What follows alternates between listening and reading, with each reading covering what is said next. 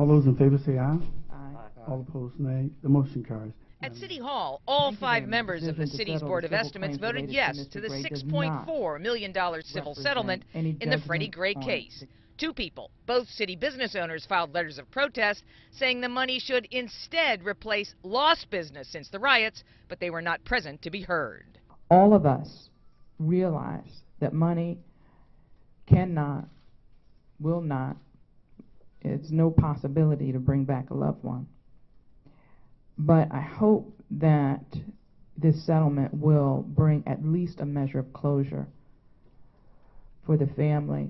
The lawyer for the Freddie Gray family spoke at a news conference. The family was not there.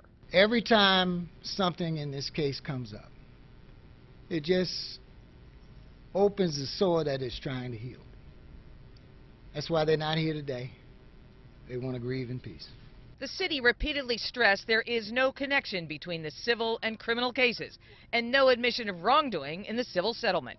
According to a City Hall spokesman, the city's lawyers did review the statements of the police officers and the autopsy before deciding to settle and skip the fight in court. Murphy planned to file a civil rights lawsuit in federal court where there is no cap on liability. The city's $200,000 cap would not be implicated, so the city would be exposed to uncapped liability.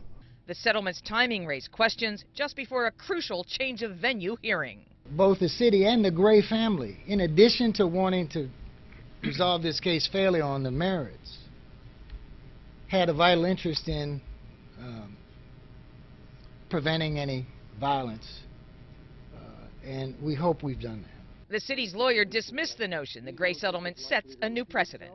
Sure, folks will say, well, the family of Freddie Gray got $6 million, so I want my $6 million, so we'll hear some of that. But, you know, we're big boys and girls, and we can distinguish between this case and the cases of the future. The settlement agreement spells out the division of the $6.4 million. Most of it, $5.4 million, goes to Freddie Gray's mother. The other $1 million gets split up between his father and his estate.